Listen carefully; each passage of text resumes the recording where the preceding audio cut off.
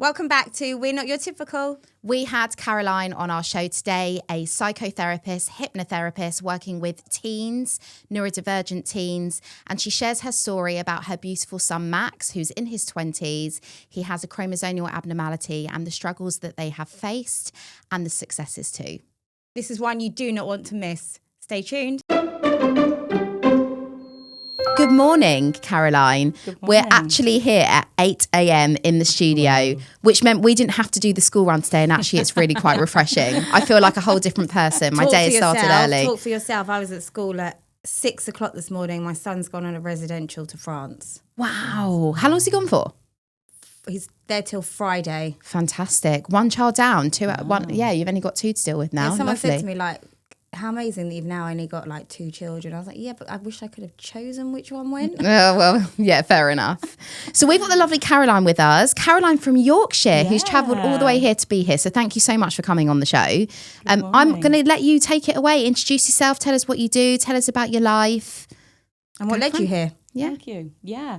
So I am a psychotherapist and solution-focused hypnotherapist. I am most importantly a send mum to a young man who's got a rare genetic condition, Max, who is absolutely amazing. He has completely changed my life, changed our lives as a family. What brings me here, I guess, is I became a hypnotherapist and psychotherapist after a long career in nursing, and this kind of niche that I have, which is around young people who struggle with anxiety, neurodivergent young people, and young people who find it difficult to go to school, have trauma related to school, found me. I set up and initially thought I would just work with adults, but then I was approached by a lot of different parents saying that their children were anxious about school, we're not going to school. And as a result of that, I developed a way of working with these young people. Do you think you started your career because of your with your son, with Max, and your history of really understanding the neurodivergent world, or was that prior to this? So I was a nurse. So I became a nurse when I was 18. I struggled at school. I struggled with my behaviour. I was always in trouble for talking, for laughing, for messing about. I realise now that was my neurodivergence. That was my way of coping with finding school difficult. I was brought up by two teachers. Both my parents were teachers, and they used to absolutely despair about my behaviour at school. I came out of school thinking, with not very many GCSEs, thinking that I wasn't good enough. What I knew I was very good at was helping people. So I became a nurse, and I've always been drawn to vulnerable people. And I guess now, with hindsight, I realise to neurodivergent people, but I didn't know that at the time because we didn't know about neurodivergence. Yeah. So in my nursing career, I mainly worked with children and families, mainly with vulnerable children. And I worked in youth offending. I worked in looked after children. I worked in sexual health for 10 years as well. And I've always loved the therapeutic side of nursing. That's kind of where I shine. I make connections with people, and I have deep empathy. And I always wanted to be a therapist.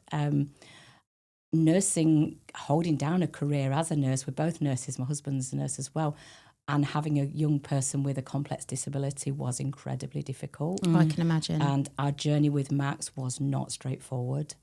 We struggled as a family. We had huge barriers.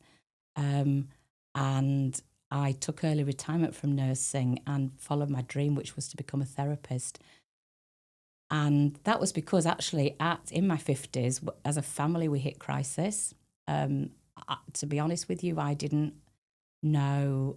I hit a point in my life where I hated my life. We felt broken. I felt broken. Max was on the verge of being admitted into secure mental health setting because his behaviour was so challenging. And a friend at work started to have some hypnotherapy, and I noticed a change in her. So I just thought, you know what? What have I got to lose? Go for it. So I had some hypnotherapy, and initially I was quite Skeptical. Skeptical. Yeah, that's the word. Thank you. And But gradually I started to notice I was starting to change. And after about the 4th session, when I realised that actually there was a lot I couldn't control in my life, but there were some things that I could. And if I focused on those things would get a little bit better. I thought, this is what I want to do. But hats off to you, because amazing. you were at such a breaking point, and for you to get through that and think, I've got to try something, has changed who you are today. Because you could have easily said, forget it, I'm not interested, I'm sceptical, I'm not going to do it. And you actually don't know where you would have been if you didn't go down the hypnotherapy route. I think I am lucky that my relationship is with Richard, my husband, is really strong, and we're quite driven. But also something happened to our family. I'm going to say this without getting emotional, but maybe I'm not. You can. I'm normally the one that cries. Are you? Yeah. So 8 years ago, my brother took his life. I'm sorry. It was an accidental overdose, and at that point, take your time. At that point, I decided that something had to change, and that was our low point. My mum died 9 months after that, and I just thought, right, this family has to survive. So It's all on you. that was my low point. But I always had Richard. I always had Emily, my daughter. And Max, you know, when you have a child with a disability, a learning disability, you have to get up and get on with it, don't you? No matter what life throws at you, you have to get on. And at that point, I just thought, something's got to change, and that's got to be me. So I had therapy. Things started to feel better. It was still tough, and that's what I say to people. We are still parents to a young man with a complex disability. We have times when it's lonely. You feel very judged. The looks, the stares, they never change? No, they don't. And the criticism, maybe, you know, if you did it this way. People have said to me, oh, well, he doesn't behave like that with me. Well, I hear that all the time. Yeah, it's constant, isn't it? Yeah. So, when Rob died, my brother, I decided that I was going to change, that something needed to change in our family and our family dynamic. And I now look back and realise that my brother had undiagnosed neurodiversity. Yeah. He had issues with addiction. Yeah. There's a lot of shame attached to that. So we didn't talk about why he died. People because assumed, of what people would say. What people would say. My brother was a beautiful, kind man, but he was also he struggled. Yeah. He struggled his whole life. But it doesn't mean because he had an addiction he was a bad person. Well, he was self-medicating, and I realise that now. But we can't change. We can't turn the clock back. No. All we can do is move forward. We can't change the past and learn. Exactly. And I think that he'd want you to take a positive out of such a negative, something happening to him. Absolutely. But knowing that it can help so many other people that were vulnerable like him. And I feel like, as you said, you were spot on. I think we've said it before. When people do suffer with addiction, I'm understanding it is that it's a mask, because you're not you can't live your way without taking something to mask how you're feeling. Yeah, I mean, not to interrupt. It's basically not, I'm a recovering addict. So for me personally, anyway, it wasn't about the substance I was using. It was the reasons as to why I was using it. Yeah, absolutely, Jade. And I think that when I meet people, when people come to me with addiction, there's a lot of shame attached to addiction. Yeah. And it's what is that replacing in your life? What is that giving you? And it's about understanding that. And it's about understanding. My brother was the kindest person you could have met, but he also didn't think he was good enough. Mm-hmm. And I think the substance helps him with that. Yeah. And that's really sad. Short term. How is it with your work dealing with people that are going through addiction? Yeah. Can you be in complete work mode, or does all the emotions come to you at the same time? Because I also am a therapist too, and with some people I can completely block it. And others, I'm like, I really feel you. And you're right, it can trigger. You're right, I can be triggered. I've done a lot of work myself. So therapy didn't end when I started my training, and I still have therapy, and I still work on myself. And I kind of describe it to people. it's a bit like we like an onion, and it's like peeling a layer off.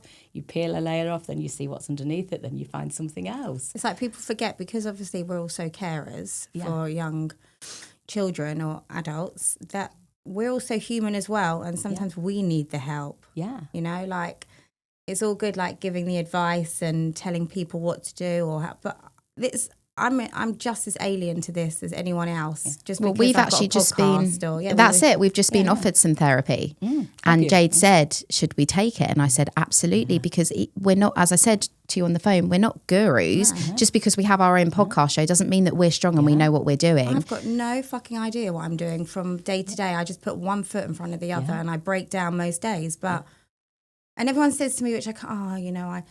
I think you're amazing, you're a warrior, you're so strong, I don't think I could do it. Bullshit. Yeah. You have to do it if you've got it. Like, I said to them, what do you want me to do? Give her up? Give her away? Do you know, I think one of the most annoying things people ever say to me, and I know they don't and I know mean they offence, mean it out of kindness and they don't know what to say, but it's like, I couldn't do it. Well, actually, like you say, what do you want us to do then? Yeah. We love him. He's amazing.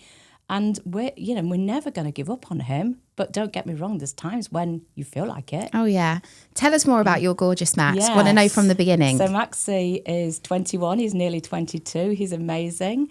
So Max was born when my daughter was 11. He was very wanted. I think when I look back, even during the pregnancy, there was a little inkling that something wasn't quite right. Didn't move very much. It was very gentle, the pregnancy with him, very lovely. I had quite a lot of complications. And as soon as he was born, I just thought, he doesn't look like anyone in our family. And the midwife actually came up to me and said, "Oh, your baby's beautiful. Is your husband Chinese?" Wow. we just laughed and went, no. And when he was 2 days old, he hadn't opened his eyes. He couldn't feed well. And I was a health visitor. I'd got Emily, who was 11. So I knew. Yeah. And I was saying to the staff in the hospital, he's not opening his eyes, he's not feeding. And they were sort of just reassuring me, really. So we brought him home, and he, really struggled to feed. I tried to breastfeed him. He couldn't latch on. He lost weight.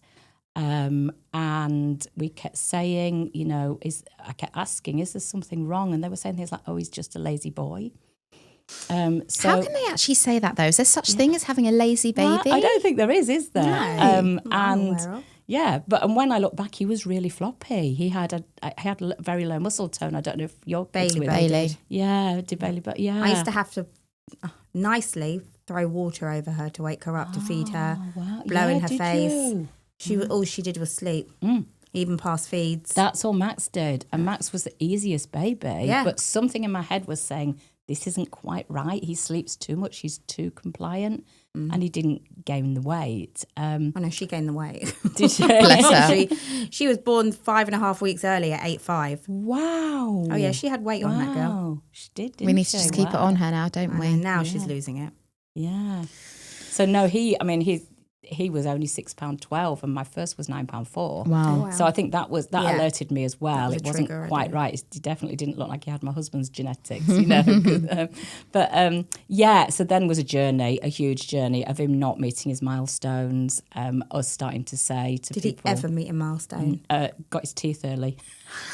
Really? That's the About only walking thing or he crawling? did. Oh, gosh, no, really delayed. Yeah. So he couldn't sit up until he was, I think, 15 months. And that we think he only sat up because we took him donkey riding. Somebody said, I realised, I joined all these groups like online and tried to find out what to do, because you don't get help, do you? No. You think, I thought as a nurse and as a health visitor, if you have a child with a disability, you get help. That was the biggest mistake. You absolutely don't. No. And we got referred to Child Development Centre when he was about 15 months.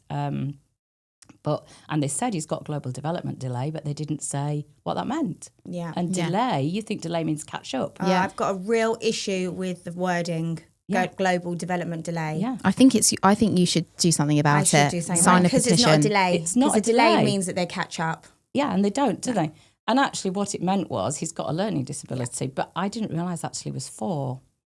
So going back to your original question, is that actually, he didn't sit up till he was 15 months. He didn't walk until he was nearly 3. We had like little Piedro boots, we had standing frames, we had physio, we had occupational therapy. And at that time, all I was really focused on was getting him to walk and getting him to talk. So we did Makaton. Yeah. And he probably said his first words maybe when he was 2.5. He went to school when he was 4.5. He was still in nappies. He went to mainstream school with an EHCP. We had to fight for an EHCP. They didn't want at 3. When he was 3, I applied. So And this is a long time ago. Yeah. This is 17 years So ago. it's always been a struggle. It was a huge struggle. Maybe not as hard as it is now because we did get an EHCP, but I had to be very insistent. Yeah. So I went to mainstream with a 1-to-1, and it lasted just over a year in mainstream till I got a phone call basically to say he's causing so much disruption that you need to take him home and not bring him back. So it was mainly his behaviour. That's what I his think is behaviour. the difference today, is that they wouldn't do that in a mainstream. They'd give it a bit more Well, they can't. time, and they're not allowed to. They're are not they? allowed to. You can't say. So did Max's school pretty much say he can't stay at the Yes. school? Okay. Yeah. So now you can't do Yeah. that. They can't. The school cannot say your child needs to leave They can advise you Yes. that maybe it's not the right setting, or etc. push you out with Yeah. constant calls. But Max's school actually said enough's enough. Yeah, I mean, we had the constant calls first, and can you come up to school? Can you collect What was him? he doing? Can you take him throwing chairs, kicking people, hitting people? But when I look back, and I went into school with a speech and language therapist, and we did some assessment on him, some observations, he was actually being excluded. Not because anybody meant to, and I need to really stress that, because actually he was 4, but in his head he was maybe like a 1-year-old, and he was in a class of typically developing 5-year-olds. He didn't understand. He Yeah. could hardly speak.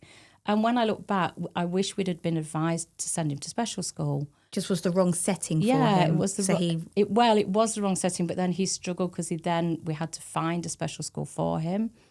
Then we had to drive for an hour there and an hour, so 2 hours a day to take him to a special school that could meet his needs. That went well for a few years, but Max really struggles with other young people, particularly being around other young people who've got neurodisability, who've got learning So what, he disability. can recognise that? I think, and he doesn't perceive himself to have that. Really? But he also doesn't like the unpredictability. Okay. So he managed at that school. That was a special school. Again, the staff were amazing. But when it went wrong was when they put him into a class with other young people who were severely autistic. Yeah. And at that point, he just became unmanageable for them. And we realised they weren't meeting his needs. They didn't throw him out, but they said, we don't think we can meet his needs anymore. Do you not think, sorry to interrupt you, do you not think, because obviously there's a specialist school and then there's obviously a severely learning difficulty school. So there are quite a few different schools, but because there isn't one autistic child that's exactly the same, how hard must it be for each school to meet a need of an individual? Well, I know a school that I saw, it didn't matter about age, it mattered about their behaviours. So they would be put in a group of people that were most like them rather than being in the same age. Okay. If that makes sense. Because it must be really difficult for them as well. How do you meet a need of a class of however many when they're all so different? Exactly. That's right. And I think that, he had some amazing teachers, and, one particular teacher, she worked out if he was starting to do things that he needed to be grounded, so they'd do things like they'd get him pushing. Yeah. So they'd get him pushing like trolleys, lifting heavy things, digging, and that would regulate his nervous system. But I look back and I wish I'd have understood then. Yeah. I wish we'd have understood that his behaviour was anxiety driven. Yeah. He's now got a diagnosis of PDA, which is, as you know, is difficult to get. Yeah. Has he actually got the diagnosis? Yeah, he had. Well, he's got the diagnosis of demand avoidance, but they wouldn't put the pathological bit on it. I don't like that word anyway. No, it's not. It's a very medical word, harsh word, isn't it? Just reminds me of like psycho. Yeah, it's and not. But I guess it opens doors, doesn't it? And once we got that, we went down to Elizabeth Newsom Centre when he was about, I think, 8. I can't remember now, maybe a bit more. and they assessed him. But because he didn't fit the classic, Max has never fitted a typical pattern of anything. Max's chromosome deletion that we found out he had when he was 8 is incredibly rare, but Max has got an even rarer variant of it. And I think that's what we learn with Max is there's no path to follow with him. We have to follow Max's path. Yeah. He's, when we call him, like, he's Max in a million, he's like 1 in a million. He's so different, and he creates his own path. And I think and you just all follow it. Yeah, and when you learn to realise that and recognise that, and there's no 2 days are the same. Yeah, I think when you start to realise, when you try and realise that they're not your typical child, and trying to stop them, to try and stop them, accept that they're not going to fit in with the typical world or with the typical child. I think when you accept that, and you accept that it is their world, where they are in our world, but I mean their quirks and their world that they live in, then I think it becomes easier. Yeah. Absolutely. It is that, you're right, it's about that acceptance, isn't it? And stop trying to get them to fit in with society. Yeah, that's right. And let them, and I think that's really helped me in the work that I do with young neurodivergent teenagers is, again, it's about, let's not try and get them to fit into our typical mould. Yeah. And I'm looking at yours, we're not your typical, and that's it, isn't it? Yeah. It's not typical, but actually they bring so much. And I do believe when Max was a baby, I had a therapist that I used to see, and she was incredibly wise, as was her husband.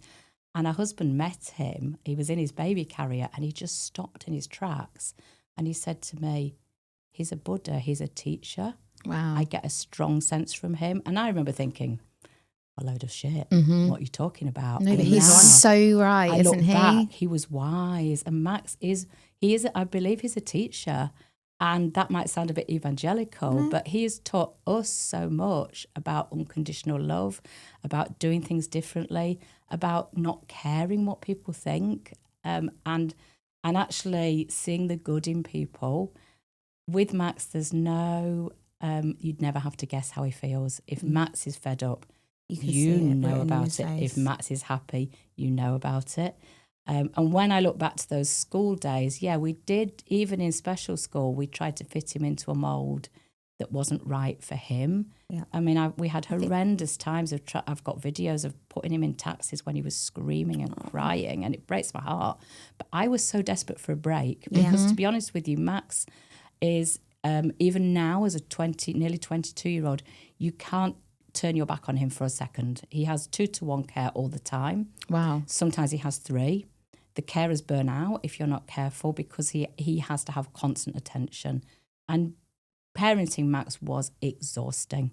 We'd get carers. I mean, we pushed to get direct payment, and we had carers from him being about 5. Can you give an example, like where you say that you needed carers like the whole time? What would he do as a young when child? he was young? Yeah. Well, he would. Was it the hitting? He had an obsession with the car. Oh, so if you so if you ever left, literally, if he found the car keys and he could, even though he didn't walk till he was nearly 3, that boy could then climb. That boy can, if he wants something, he is so determined. Yeah.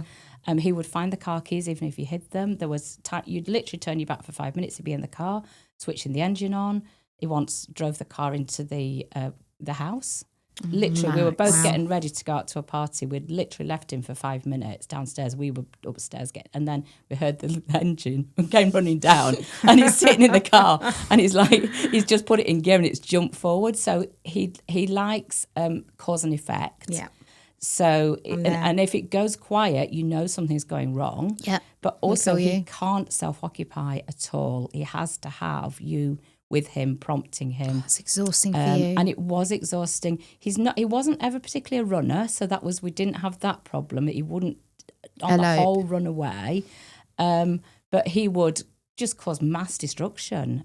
He would I don't know, go into the bathroom, get shaving foam, tip. What is it with shaving foam? What is it? I know, it's and quite shower gel. sensory, yeah. Because I'm currently buying a shower gel every 2 days. So I hide them, she finds them. I hide them, she finds them. Yeah. But what you're saying, I think we can both really relate to. Like, there is no sit down, there's no break. And then there's 1 minute where you sit down and what did Callie do the other day? Well, she cut her hair 5 times in one weekend, but what did she do the other day?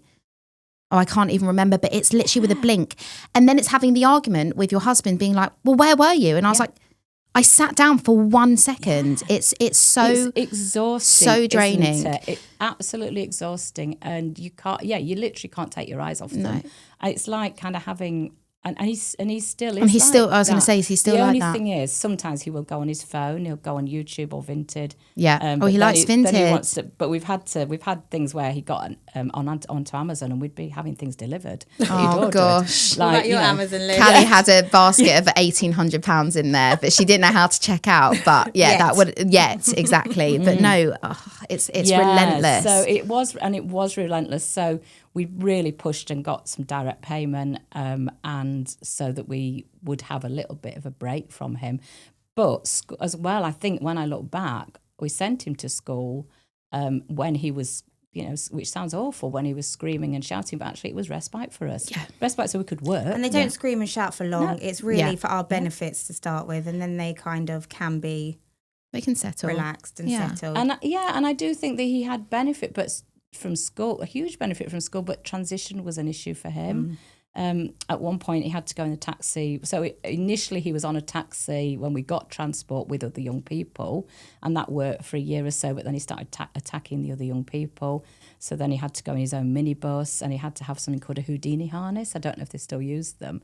And when I look back, it was strapping him in to keep him safe, but also it was a form of restraint to keep him safe in the vehicle. But then we'd get phone calls saying the vehicle had pulled in at the side of the road. He was attacking the staff. The staff were outside the minibus. Could we go?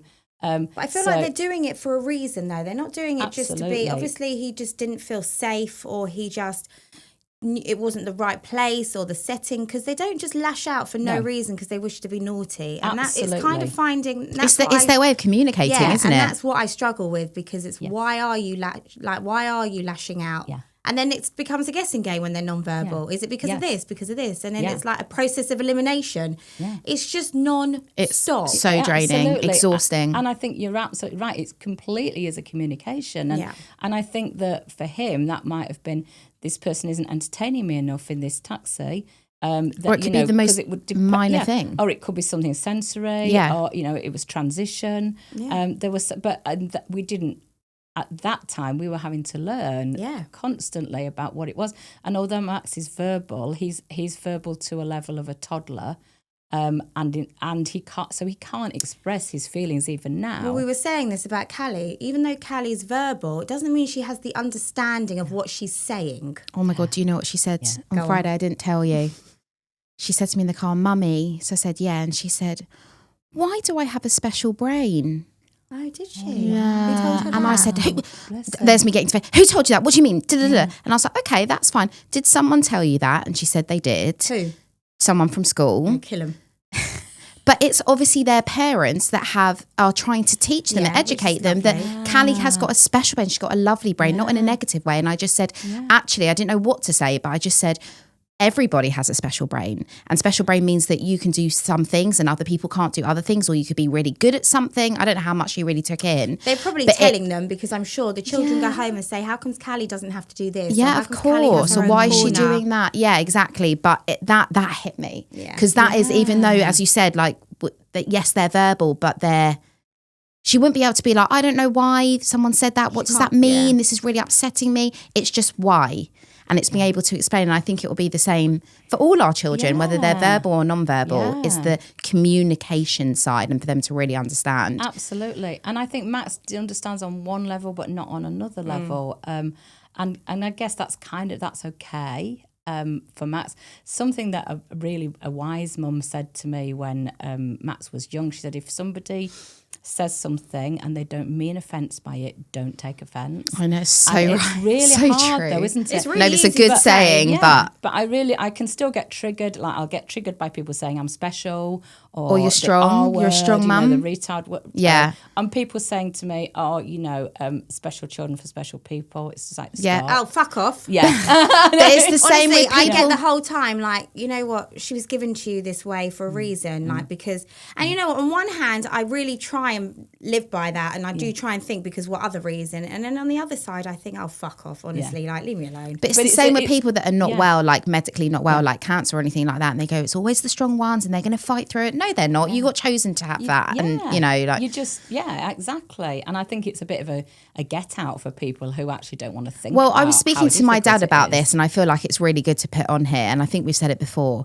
People don't know what to say. They're not saying things in a bad way. They're not saying things in a good way. Yeah. They don't know what to say. I said it to someone. I think they're saying things uneducated. Well, exactly that. But then what is the right thing? I went to a funeral recently and I said to the guy, you okay? Well, no, you're not. Yeah. You're not okay. No. But I just didn't know what to say, and I think it is, we are uneducated, but also people take things how they want to and how they don't. So and going back to Max, say something, isn't it, than of nothing. Course. Yeah. I want to see just a bit more from his youth because I'm interested. So he got the diagnosis of global developmental delay. Yeah, that was initially, And then at 8 years old, he had the genetic testing, which came back that he had a chromosomal abnormality. Yes. When was the word autism put into the mix? Do you know, I think that was around about when we said we wanted to go to the Elizabeth Newsom Centre. He'd got a diagnosis then of ADHD. So he got all these diagnoses before autism? Yeah. Wow. And again, we were under CAMS, and at that point, I don't think it was learning, I think it was generic CAMS. It didn't have a learning disability CAMS. And our CAMS doctor, was reluctant to do that. And we had a lot of issues about the PDA. But we found the PDA basically because we found that the only way to manage Max was to use a low demand approach. And so by using the low demand approach, by using language that is, so if you ask Max a direct question, he won't answer. If you say, do you want to get on that motorbike? He loves motorbikes, he'll say no. So we found that you have to be non-directive. And so how would you ask him that question out of interest? I would say, that motorbike looks cool. I don't think we better ride it. Okay. And then he'd go, I am. Yeah. Yeah, because he's got that. It's fascinating. I was speaking to a friend about it yesterday because she's convinced her daughter has PDA, and it's like we have to now retrain our brains how to speak to our children in order for them to do something. So that's exhausting in itself anyway, let alone everything else. Everything. And I think you don't realise what you gather, the tools you gather over the years to support your children. But you do anything, don't you? Because they are your children and you want the best for them. So Makaton was a game changer for us as well. Makaton was really helpful in helping his early words, his early speech. I remember going, you've got to get on it. And and it did. And it doesn't make a lot of sense in the beginning, does it? Because you think, why am I doing this? I want them to speak. Actually, it really helped. And we will still occasionally use Makaton with Max. Fantastic. If he goes into... I don't like the word meltdown, but if he goes into crisis, he will not hear any speech. He won't process any speech at all. And I think you posted something about that recently with Callie, didn't you? She was on your knee and you were saying she can't process. Yeah. And I was thinking that's so relatable. Yeah. And that's what happens to Max. And it looks scary because he's a big man now. Yeah. But we would use some Makaton signing, so it's really helpful because he can process that better. That's brilliant. But sorry, you were asking me about when he was a younger boy. Yeah, so you never really got, so the autism diagnosis didn't come into the mix until quite later on. So you just knew Max as a child with delays. Yes. That was it. And then he got his ADHD with it, but they didn't get that till 8. Yeah, and we had to really push for that. So we saw genetics from him being really young. Wow. And because I think we're both nurses and we have that kind of inquiring mind, I guess I knew there were subtle things that I recognised, subtle things like he's got, Max has a look where his ears are slightly low set, his eyes are maybe slightly differently shaped, and he'd got things like a high arch palate in his mouth palate. So I knew all those things meant that it was genetic chromosomal.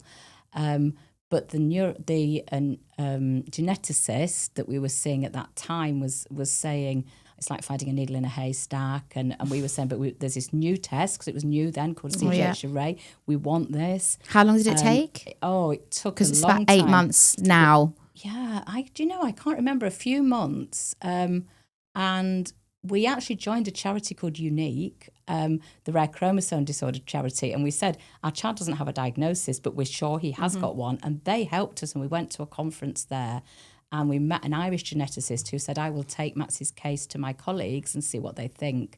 And she came back and said, 99% sure he's got a rare chromosome disorder. And we then went back and said, right, we want CGH array, and we will pay for it if you won't do it. And the geneticist did it. And then I think about 6 months later, we got a phone call one Friday tea time saying he's got a rare chromosome disorder. How was that for you? Oh, it was just, it was like, I think I just felt like saying, no shit, Sherlock. Yeah. You know, really? Yeah. Yeah, I knew that, and you didn't listen to us. Yeah. But it was, I think we both cried because it's bittersweet, isn't it? It's like you don't want there to be something, but then you know there is something. You know it's not your fault. Yeah. Because I blamed myself. I think it's not logical, is it? But as a mum, you think it's up to me to carry this child, to make sure this child's okay. And actually there's a little bit of you that thinks, well, is it because I was 38 when I was pregnant with him? And I know my husband had the same. Richard was 40 when Max was born, and he blamed himself and thought, is it because I'm an older dad? So there was some things about this, we haven't made this up, this isn't in our imagination, we haven't caused sense this. of relief, I guess. Yeah, as well. they did testing on us, and they said that they called it de novo, so it's a new deletion. But I do now think, I think if we were to be tested again, they looked at our chromosome 16s and they were normal. Max's deletions on chromosome 16. I think if they'd have looked at our whole chromosome array, I suspect that we've probably... There'd be something. If I look back through our family histories on both sides, there's a lot of neurodivergence. And I think that, there's probably a link there. But yeah, that was helpful in that we knew to a certain extent, but then we did meet a couple of other families who'd got similar deletions. There's a young man who lives in the States who looks very, very like Max. But what we found out was that Max's deletion is slightly further along this part of the gene than the typical deletion. So again, not typical. Yeah. So he didn't again have the same set of. He didn't have the same chromosomes that were deleted, the same genes, the genes that were deleted. I think he's got about 100 genes missing, I think. Wow. Which sounds scary, but then they explained to us that because genes come in pairs, they do different things, don't they? Yeah, of course. And I think around about that time, it's difficult to remember because there was so much going on. You start to realise that he is going to follow his own path. Yeah. And we just have to adapt around that. And we can't use traditional behavioural models. We can't think, what will he be like? Because I remember I don't know if you experienced this, I went through kind of like a bargaining stage. Well, please let him walk. If only he can walk, it'll of course. be fine. We all say this, don't we? And then we say it about the speech, and then it's like, well, once they speak, and it's like, well, then it's the communication. It's like a domino effect. Yeah. It's like you're waiting for the next thing. I think that's quite natural anyway. Yeah. I think it is. And I think that, I don't know about you guys, but I always felt it was really hard I didn't feel like his mum, I felt like his therapist. Or a carer. Yeah. And so, although, and he brought us huge joy, and he always has, but it was also, it was tough. Really Tell us what he said, because I know we said it off camera before, but just to give an example of what Max is like. He's got a big personality. He's got a lot of humour. Tell us what he said to you. So he can be really loving, and he's literal. He's very literal, and he loves swearing. I think what happened with swearing is that he, if say you're on a train, I don't know, and there's some guys and they're bantering and they're swearing with each other, they're using the F word all the time. He thinks that's how you make a connection. Yeah. So or watching a TV program. Yeah. It's got swearing in it. Exactly. So he doesn't know, and it's really hard to say, well, it's okay to use it in this situation, but not that. So he's very loving. He'll come up to me, put his arm around me, say, I love you, mummy, you're beautiful, you're beautiful girl, I love you so much. And then he'll go, yeah, but you're fucking fat, aren't you? But I think that's brilliant. which is ironic because we've struggled with Max's weight and we have to try and manage it. Bless him. That's brilliant. There's never any malice in it. Of course No, not. there never ever Yeah. is. They're just so understand. literal. Yeah, and he's got a wicked sense of humour. He's very extreme. He's very impulsive. He's really fun.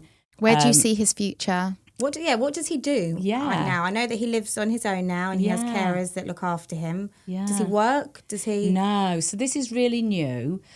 So I think in the context of the fact that Max probably even only a year ago was having so many behavioural crises that the police were being called regularly, that he was in a state of high arousal where he would be upset very easily and having to kind of be contained. Also, his attention span is very short, and he doesn't tolerate being with other young people with disabilities. Yeah, you said. So so really, up until recently, his main love has been anything to do with cars, motorbikes, gardening tools. He loves trimmers, loves mowers, but also animals. So he's amazing with horses, and I think that was one of the best things that happened to us is that from the age of 1.5, we took him. It was initially a donkey sanctuary and then horse riding. Amazing. Do you know what? Someone actually reached out to me, a guy that I used to go to like clubs with. Yeah. So random because I'm following your story and I have a horse.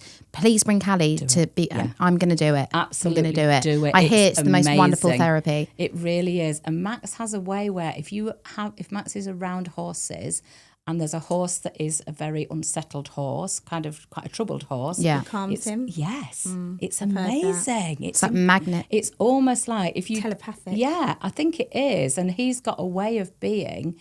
If he's highly aroused when he's with the horses, they'll calm him down. If the horses are, he will calm them down. So you need to buy him a horse. Yeah, that's No what- pressure. So I think, going back to what you said, we've always had a dream for him. And my dream, or our dream, is that he would live kind of on a farm, on a small holding with animals around him, with some space. He needs a lot of outdoor space. I think the professionals who've worked with us thought we were absolutely nuts. But when Max was about 10, we went to a conference. And again, I think it was a unique rare chromosome conference. And her mum stood up and she talked about her son with learning disabilities and how that she had... created a home for him, and that she believed that her son should have the same as her daughter. Her daughter had gone to university, lived in a flat with friends, and how she'd created that for her son. And at that point, I remember thinking, we will make sure he has this. And it's been such a long, difficult road to getting there.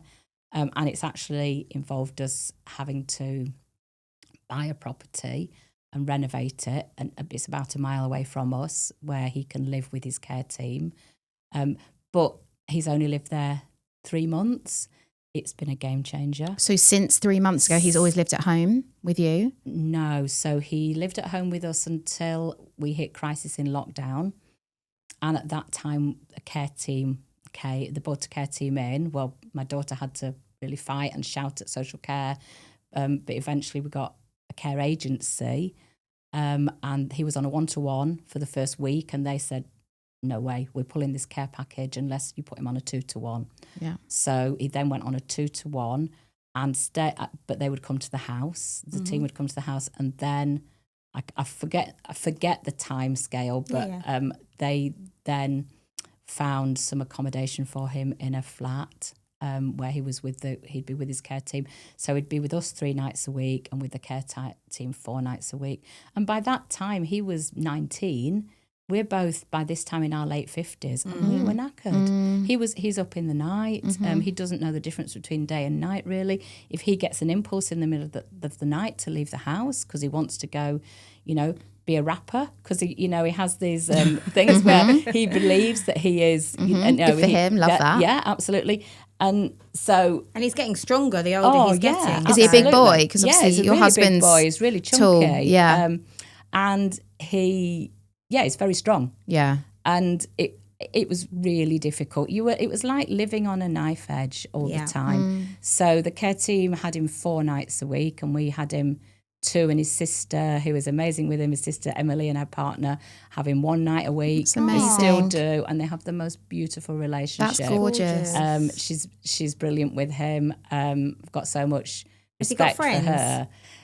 Yeah, so he's got a friend, Freddie, and they went to mainstream school together. They were in reception and they have stayed friends. But I would say Wow. mainly that's because Freddie is so understanding and Is he caring. typical? Freddie's typical. How wonderful is that? But other than Freddie, really, Max was always friends with adults. He never viewed himself as a child. So it's been better since he's been an adult because he always wanted to be an adult anyway. But now I think he views his care team as his friends. Yeah. And we've got some family friends, so two girls who are in the 20s, Tilly and Lucy, who he adores Tilly and Lucy. He likes women. He loves girls. So he would prefer to have female carers with him, really. Yeah. But obviously we have to get a balance because of safety. Yes. So in answer to your question, what will he do? Yeah. That's been really difficult. I don't think he would ever... he'd never be able to work independently. We've had all sorts of things like... set up like for him to go to a garage and do some work as like with the mechanics. Yeah. But the problem is he gets to the garage, and they've got a Mercedes that they're, I don't know, stripping down, but they want him to sweep the floor. Well, absolutely not. No. He just wants to do the Mercedes. Yeah. So that lasts 24 hours and then it breaks down because he says, I'm not going back. Yeah. So that's the problem. And you constantly have to evolve and change what he's doing. Sure.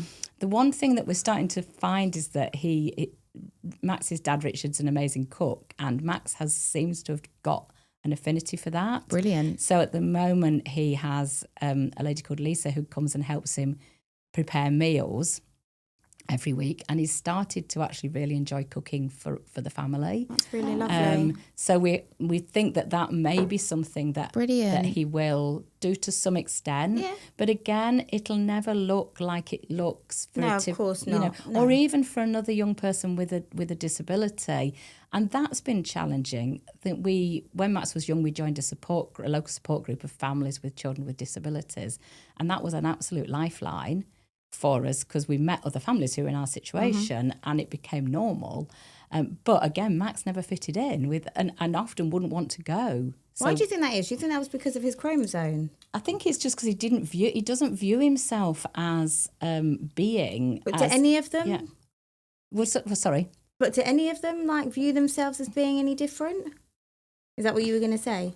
I don't know really. I think that he just doesn't. I guess he's not very compromising. Yeah. So he can't compromise for other young people if they're showing, if they're wanting attention, and he, I guess he's just.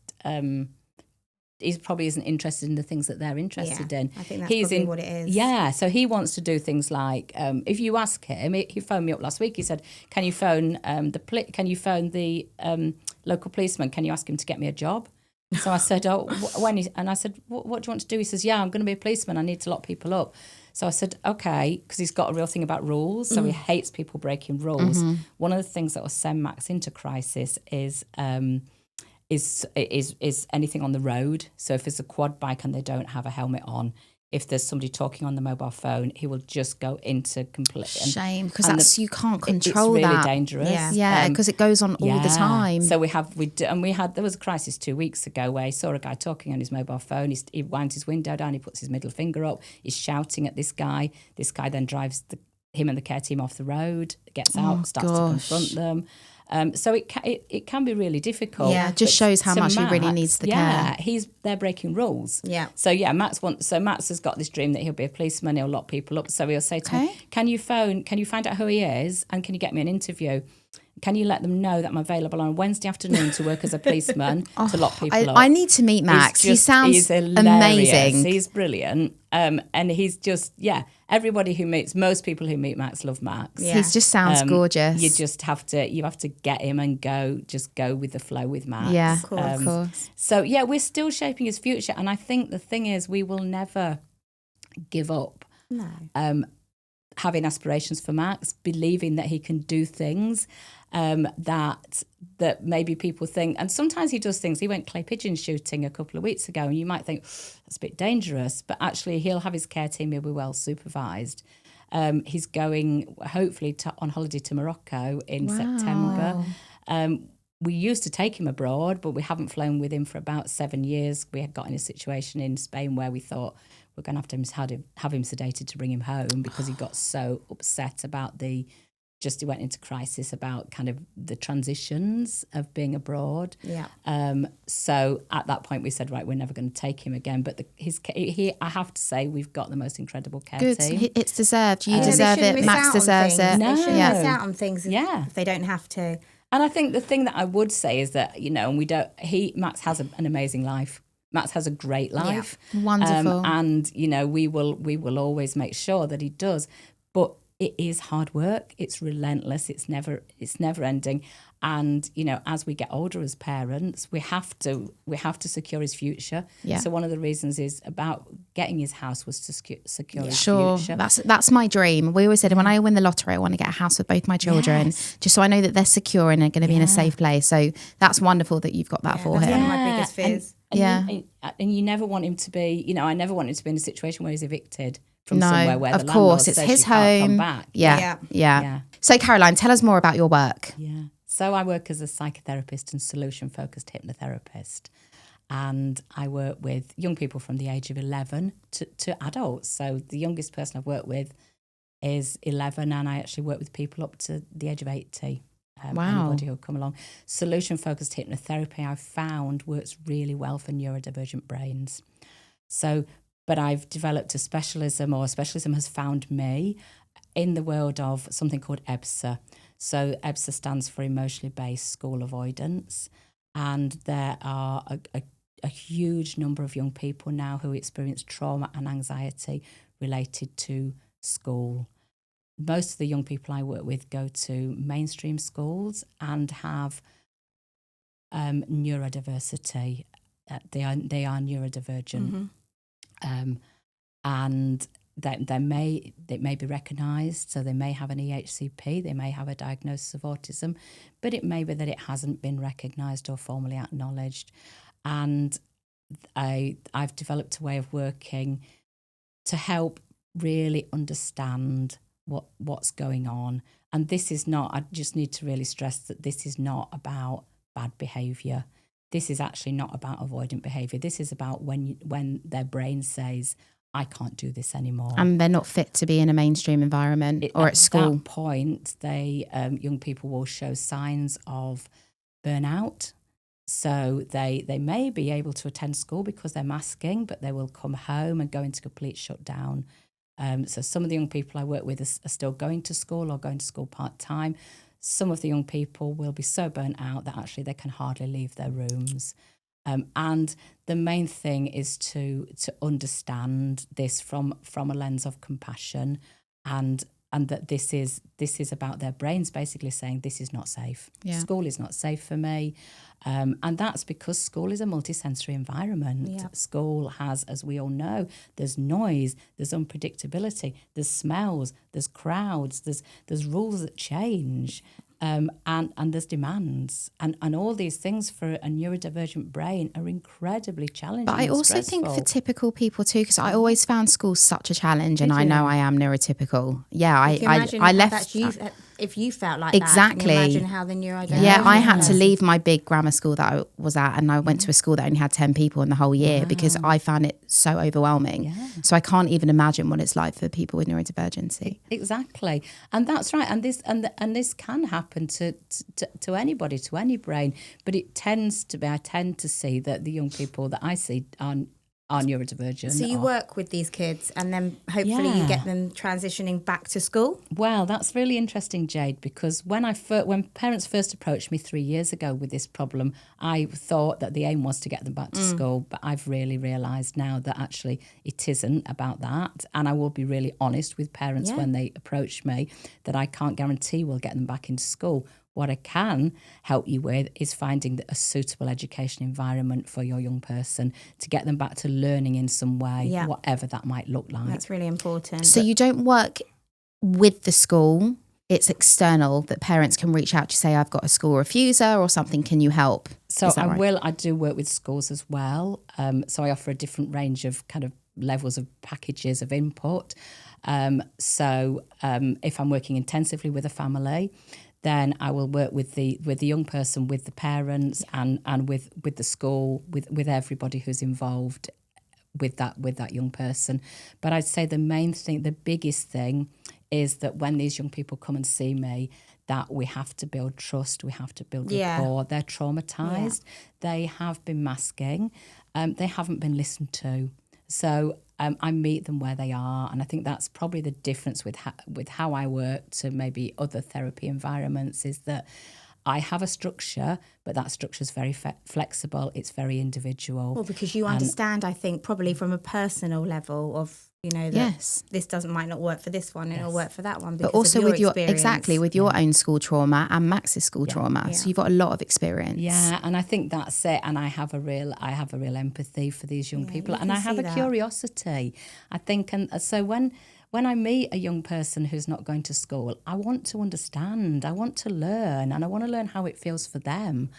And so and when they actually get an ability, they meet somebody who wants to understand, who validates how hard it is. So one of the main things I will say is, that sounds really difficult. And I genuinely mean that. Tell me how that felt. And some young people might not have the words to say how it felt.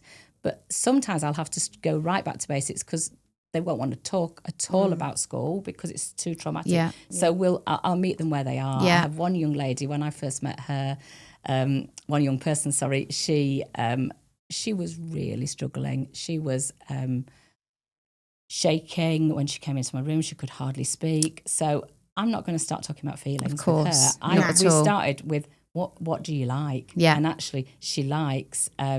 She there's certain genres of music that she loves, there's certain types of films that she loves, so we started talking about that, and for the first few sessions that's what we talked about. You're gaining her trust, to get her to trust me, and you can gauge that with whoever comes in your room or over Zoom. Absolutely, I will have probably quite a few people that I can pass over to you when it comes to school trauma and refusal. There's enough people around like you. And I think the reason why I wrote my book is because I wanted to provide resources for parents to support their young people in this situation. There's myself and my daughter, Emily, both work as therapists with young people in this situation, but there's only two of us. There's only a limited amount of hours in the week. So I can't, and this problem's huge. It's huge. Where can we find your book? So my book is it's an ebook, and it's going to be going on Amazon and Kindle when I launch it, which will be in October. So fantastic. My book's going to launch in You'll October, have to let us know, and I will definitely let you know. And I'm going to be producing more resources and more guides to just really help people understand. But also I'm passionate about training other therapists so that other therapists understand this isn't straightforward anxiety. This is trauma. Yeah. We can't just say to these young people, use these strategies and everything will be okay. We have to strip right back to basics. Of course. Find out, what is causing the trauma. We can't treat trauma if that trauma's ongoing every day. No, of course. If they're still going back into that, what feels like them to a burning building, they're just going to break their brains. Yeah. So first of all, we have to allow them to recover, and we have to take them out of that environment, and we have to treat, and we have to help work on the trauma, and that takes trust. We have to build a relationship, and also we have to help the parents understand and support the parents, because parents are in a really difficult situation where they're being told that they're going to be fined, maybe, that they're getting a lot of disapproval because they're young, and they might want to go with their gut instinct, which is, I can see my young person's really struggling, but actually they're getting pressure, external pressure. So part of my role as well is with parents is actually validating their experience, is supporting them to say, this is what you can do. This is what we can say to schools. So writing letters to schools, speaking to schools, having meetings with schools, and also explaining what are your rights legally. So a child has a right to an education. And part of the problem is that it's mental health. Mental health isn't seen as an illness, but it is an illness. So part of it is saying, actually, this young person is unwell, and they can't come to school. Yeah. And they can't come to school because they're unwell. Like, you can be signed off work. Yes. People need to be signed off for school as well. But children can't be signed off from school. And this is the problem. And unfortunately, in my experience, most GPs don't understand this. The waiting list for CAMHS, as you know, is growing. So there's a huge cohort of young people out there who are suffering really badly. Have no help. No support, no parental support. I really believe that these young people are the most amazing young people who are going to teach us so much. Yeah. The young people that I meet are so intuitive. They're incredibly creative and articulate, and actually they just need the right environment, and then they will thrive, and they're going to teach the world so much because they're sensitive souls. Sure. But they're intelligent souls, and we have to stop seeing them as a problem and stop ruining their self-esteem and telling them that they're wrong because they don't fit into a typical model of education, and see their beauty, see what they've got, because they've got so much. That's so true. Well, everyone needs to see Caroline. So thank you so much for coming on. Caroline. Thank you.